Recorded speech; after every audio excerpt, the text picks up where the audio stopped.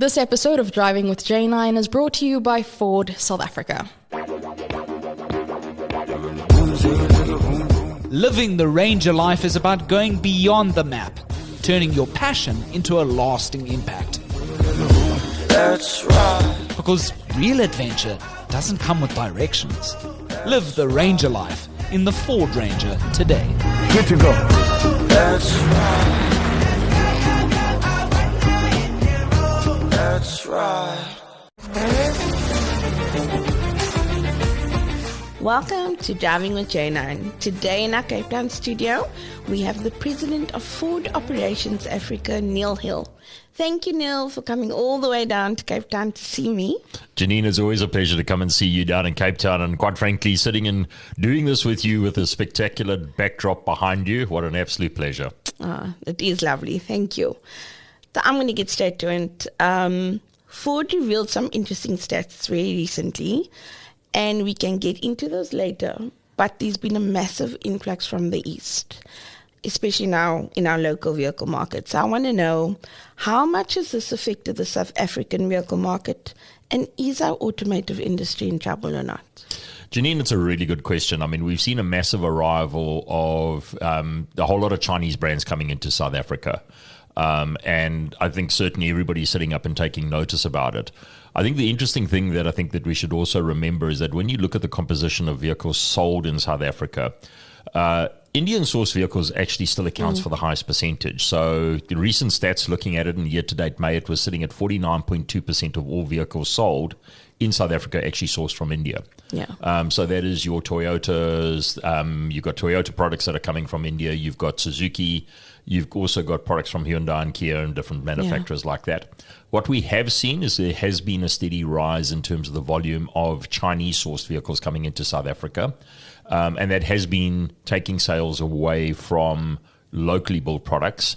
When you look at the stat, it's sitting at about 15-16% in terms of all vehicles sold in South Africa currently reported are sourced from China. I think the thing that we've really got to remember is that the dynamics in the global economy are changing and the auto industry are changing. And that is going to be putting pressure on the South African auto industry in particular. And it's something that, you know, from a NAMSA perspective, and also being part of the 7 OEMs that are established in South Africa and producing vehicles, we are very conscious of. We all contribute to the employment of people in South Africa. All said and done, we employ about 430,000 people through the value chain.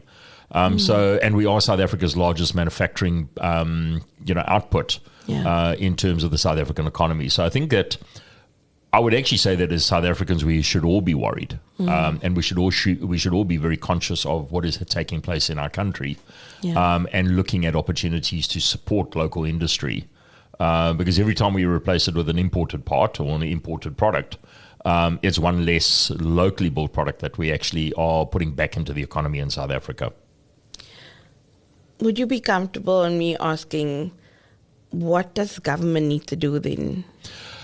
I think it's really about having level playing fields. It's about us understanding what's at risk. And, you know, the 7 OEMs in South Africa, this is not only applicable to the manufacturing sector, but when you look at it, we do comply with the BBBEE legislation, and there's a lot of effort and there's a lot of expenditure that goes into it. As importers, they're not actually necessarily fully required to get to level 4. They can operate as non-compliant companies. So I think that that's something that we've really got to think about very long and hard, is in terms of how do we level the playing field so that there are not the cost disadvantages that we might be faced with as a manufacturer with a labor base here. Yes, we do participate in the government incentives that are part of the APDP2 program. But, that was something that we crafted in conjunction with government to grow local manufacturing. And, when we signed the document in 2019, the aspiration was that South Africa would produce 1% of global production by 2035, which was in excess of, 1.1 million vehicles. Unfortunately, COVID stepped in between, and we've had a number of whole economic events that have occurred between then and now that have not seen the South African economy grow at the rate that we would have loved to have seen. And, the industry this year is going to be somewhere between 500 and maybe 550,000 vehicles. The way it's trending at the moment, we are seeing growth on a year-over-year basis. Yeah. But we're a far cry from that. So I think that part of what we've got to do, and we are in discussions with government as a manufacturing sector to understand what we can do to shore up the industry and put safeguards in place that we can protect an industry that, we founded 100 years ago. 1923, Ford Motor Company opened its doors in Port Elizabeth in a wool shed and produced the first cars at the beginning of 1924. Yeah. So it's a long, proud history that we've had of producing cars in South Africa. I've been a part of an economy where manufacturing of vehicles has come to an end, and it's a very sad day, and it's a very difficult thing to go through, and I hope we never see it here. Yeah, I hope so too. But tell me, so with all the new cars coming, and not just Chinese cars, there's a lot of new cars coming. And Ford has clearly had to rethink how to go forward and continue the legacy that you have. What is the Blue Oval brand doing as a local vehicle manufacturer to stay relevant? So, Janine, I think staying relevant, first and foremost, I've got to talk about Ranger. Yeah. For us, Ranger is a pride point. We've invested over 25 billion rand over the last, since 2018, in our facilities in Silverton. Yeah. And the one thing that still astounds me is, and maybe it's because we're too close to it. There's a lot of people that actually don't know that we build vehicles in South Africa to the rate that we do. Yeah. Our installed capacity is to build 720 cars a day. Per day, yeah. So 3 shifts. Crazy. 24/7. And that's an operation that is just phenomenal. At the moment, we're building 640 vehicles a day. And we export to over 130 countries. So that gives us tremendous scale, and that allows us to leverage what we do have. And then in addition to that, down in Port Elizabeth or Gqeberha, we still have our engine plant. And there we produce our 2-liter single turbos and 2-liter bi-turbo engines together with the 3-liter V6 engines that go into the Ranger. And those all go into our vehicles, not only in South Africa, but that we export. So that's something that really works very well for us. Then on top of that, we've got products that we supplement by import, which is where the balance of the APDP2 program comes in. But we're continuing to look at what the South African consumer is needing and wanting, and what we can select from our portfolio, and we continue to bring that. The reality is, though, it's not only going to be about the products that we sell that is going to differentiate the brand from the new arrivals. It's going to be how we treat our customers. Yeah. And that's a very, very big push for us, as in terms of something that we've actually been working very hard on, which is called our Ford Family Promise. So what we believe is that we can differentiate ourselves by the service that we provide our customers and the experiences that make Ford a brand that people should be considering, not only because of the products that we sell, but because of the support and the service convenience items that we provide to our customers in that process. Okay. So considering our economy is a bit in a dire crisis, and you've got dealerships like Volvo, who's closed 12 of its 19 dealerships. You've got Merc and BMW dealerships closing down. But you guys have some exciting news, and you've revealed some interesting stats very recently. Tell me about your dealer footprint and the latest investment that you guys have announced. Janine, it's a very exciting thing, and we've got some fantastic dealer partners across South Africa. So our footprint in Southern Africa, so that includes Namibia, Botswana, and Eswatini. We have 118 dealerships across South Africa. What we are always doing is looking at the science behind the experience that customers have when they go in to buy a vehicle. And, that's where, being part of a global company, we have access to a lot of science and research that comes from our colleagues in the US, and they really look at the footprint and the dealership environment that a customer has when they come into a dealership. So yesterday we actually unveiled to the media, including yourself, our new flagship dealership right here in the mother city at Paardeneiland, in terms of Motors Forward Paardeneiland. And it is the latest iteration of our retail experience that we're offering our customers. And, it's the environment is designed to make it welcoming, to inviting, and it's we know we know that people don't like going into dealerships because they always feel like they're going into battle. So this is about how do you de-stress that environment and how do you move it from a power play to something that is collaborative, that's inviting, it's warm. Somebody described it as like going into an airport lounge. And, you know, people actually, some of the dealers are turning around and saying, how do I sell cars out of an airport lounge? And we said, just trust us on this. And that experience, and I think you'll attest to it, is a very warm, inviting experience. So what we're doing is that we're continuously working with our dealers. And over the next 3 years, our dealer investment in their facilities, and that we support them through, is in excess of 900 million rand. And, you know, that's a program where we're going to almost revamp 50% of our dealer network over the next 3 years in terms of giving our South African consumers the latest experience when it comes to automotive retail the Ford way. So that's something that we're super excited about. And we've got fantastic partners that are coming on the journey with us. There's definitely a big change in the dealership, the look and feel. You can immediately pick it up. It's a lot more warm and welcome and comfortable. But just based on all of that, what has local sales been year to date and compared to last year? Is the market growing?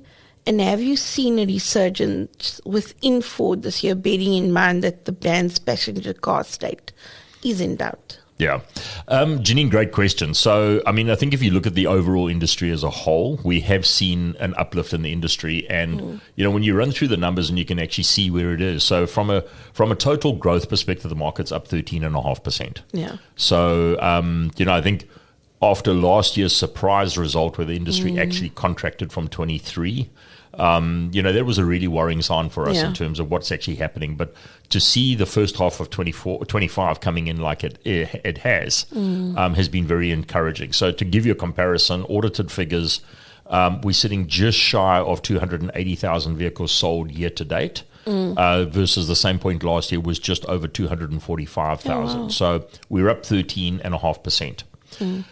What is also interesting is when you look at the composition of where the vehicles were sold by what we term as channel, and the dealers vehicles sold through the channel still account for the big majority of that. So there's just under 237,000 vehicles sold through the dealer channel. That's up 13%, 12.9% on last year. Government sales are down by almost 10%, 9.8% down at 7,003. And then, of course, you've got rental, which has actually been the standout growth this year. So it's up just over 6,000 units on a year-over-year basis, or 31%. But I think it's encouraging to see the growth. Within that, I would say that, you know, the bias has been towards passenger vehicles, but we are starting to see light commercial vehicle sales, of course, which is very important to us with our Ranger lineup, continuing to grow. And you know, the Ford sales, we are up on a year-over-year basis as well. So we're lagging a little bit behind in terms of the absolute industry growth. So we're probably about 2 to 3 points behind in terms of where we would like to be. But what's encouraging in that is that, you know, we've been refreshing our product lineup. Territory, which we launched this time last year, has established itself very well. Mustang, you know, what can we say? No, everybody loves a Mustang, and people are loving Mustang Dark Horse in particular. So we've got a waiting list for those that goes through to next year. Oh wow! You know, our Ford Raptor, the Ranger Raptor, is also another vehicle that always puts a smile on people's face. And every time that we think that when we land a shipment that comes in from Thailand that we've satisfied the demand, it's a case of no, we need more. So, you know, in that regard, we are positively encouraged by what we're seeing in terms of demand for our product.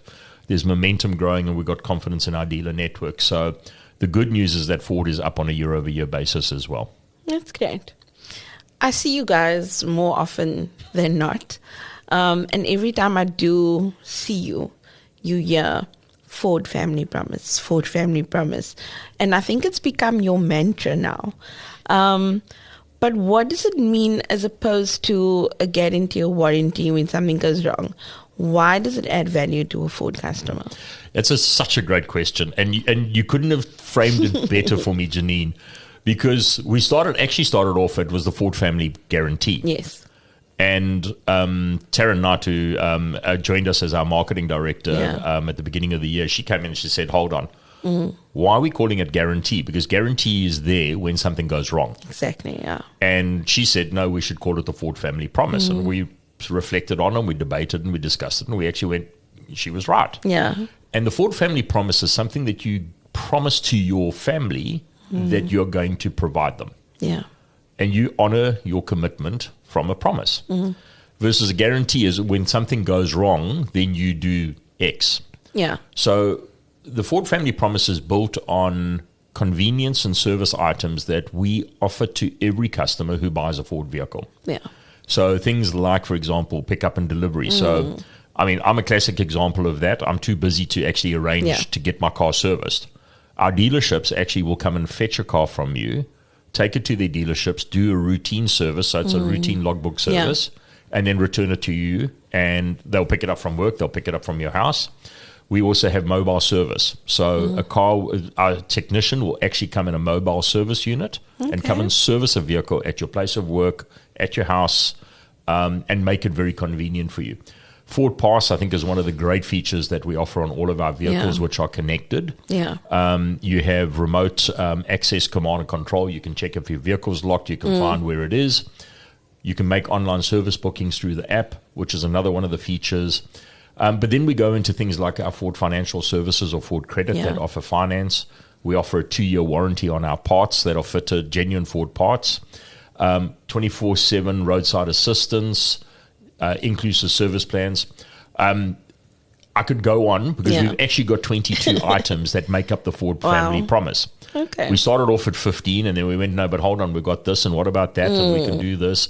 And what's ended up happening is that we've actually extended it to 22 now, and we're continuously reviewing it and looking at other ways that we can offer our customers a differentiated customer and ownership experience that is fully inclusive. The one that I also forgot to mention is that every time somebody buys, anybody who buys a 4x4 Ranger automatically gets free 4x4 driver training. Yeah. So nothing nicer than actually buying a 4x4 and then being shown how to use it and to be able to test your skills against the vehicle's capabilities and grow in confidence in terms of how you can drive your vehicle. So, that's the exciting thing about it, is that it's not just about the products that we sell. It's about the added value that we give to create this unique ownership experience. Yeah. I've had one of our readers who attended that Ford driving skill event, and he actually bought a Raptor because of that event.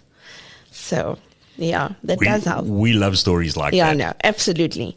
But then back to the pickup and delivery service.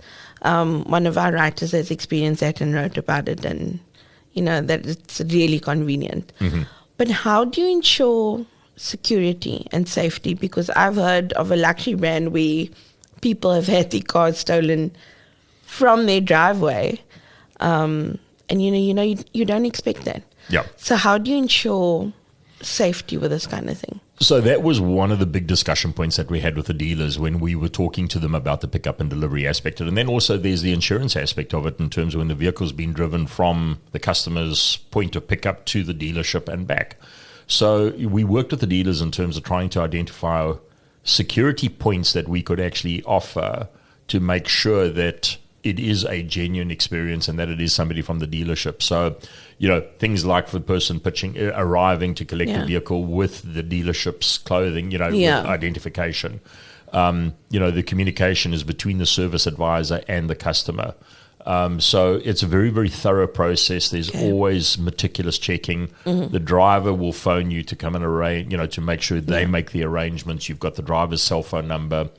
And at any particular point in time, the customer can actually verify the credentials of the person with the dealership. Right. So, it's something that we are very, very conscious of, and we continue to look for every possible way that we can make it a safe experience in terms of safety for the vehicle or security on the vehicle, because, that is a big concern. Yeah. We do worry about it, a vehicle going missing when it's in the dealership's hands, and we do everything that we can. Challenge in South Africa, as we all know, is that there's always creative individuals out there looking for new ways, but our job is to try and figure out how to stop them before they happen. Oh, that's very good. That's good to know. If there's one thing that brings South Africans together, it's rugby. But I also think it's bakkies. And And I've been seeing the new Ranger ad everywhere, on TV, online, everywhere. And it's almost the epitome of South Africanness, because that's become a thing. Tell me about this campaign, because it's something very different from anything I've seen from Ford before. Janine, it's such a wonderful thing to behold, because, we sat down with the agency and the marketing team and we started having discussions around, how do you differentiate yourself in a very competitive segment? And there's very strong established players. Toyota, Hilux, Isuzu, D-Max. It's been the perennial battle between the three of us, plus then you've got all of the new entrants coming in. And we really looked at it in terms of what do we believe the true value of a Ranger is? How does it make you feel when you drive a Ranger? Yeah. And the one thing that we believe is that it's not about the product, but it's actually about what it means to the customer, and it's the lifestyle and the sentiment of the customer's psyche. And that's why, it's coined Live the Ranger Life. Yeah. And it is about what Ranger does, irrespective of what derivative you're buying, be it from a single cab workhorse that's transporting wild animals in the TV commercial, to a super cab, to a Raptor, to a double cab, 4x4.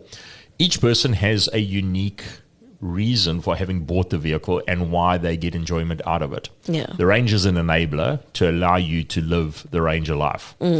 What we really wanted to do, though, was capture unique South Africanness, which I think is what we have captured. I'm very, very proud of what the team have put out there. And I think, everybody with the cast of characters that we do have, and then there's quite a number of them. I think everybody's already getting favorites. Yes, definitely. Naturally, I think, in the approval process and things like that, I've seen the commercial a good number of times, and I still smile. There's still a chuckle that I get from some of the scenes and things like that. But for us, it's about South Africa's great outdoors, and I think that comes through in the scenery. I think nobody likes anything more than a road trip. Yeah. We have got such an amazing country, such incredible roads, and a road trip is something that everybody looks forward to, especially when you've got a great product to drive. And that's what Ranger is. Yeah. And, we coined one of the things, we picked up on one of the things that makes it unique as well, which is you've got to have a track to listen to. You've got to have a playlist. Yeah, exactly. So I think it's something that resonates with everybody. And certainly the reactions that we've been getting has been very, very positive. So. And I love the coffee that's also brewed, because everyone loves coffee. Exactly. Yeah. But it's also just showing the versatility of what you can do with a Ranger. Yeah, exactly. And then all of a sudden you've got a dude making coffee in the middle of nowhere, which is fantastic. But it also is just like, it's quirky, but it's fun. And I think it's quintessential South African life. Absolutely. Thank you so much, Neale. Thank you for your time. I know how busy you are, and I really appreciate you coming today to join us on this episode of Driving with Janine. Janine, absolute pleasure. Never too busy to talk to you. It's always great to spend time talking about the business that we love and something that's so important to the South African economy and to Ford in South Africa. So appreciate the opportunity. All right. Thanks, Neale. That's it. Catch us again next time with Driving with Janine.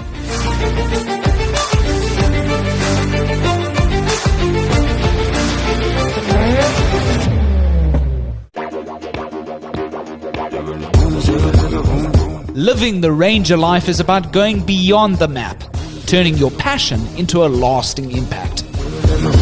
That's right. Because real adventure doesn't come with directions. Live the Ranger life in the Ford Ranger today. Good to go. That's right.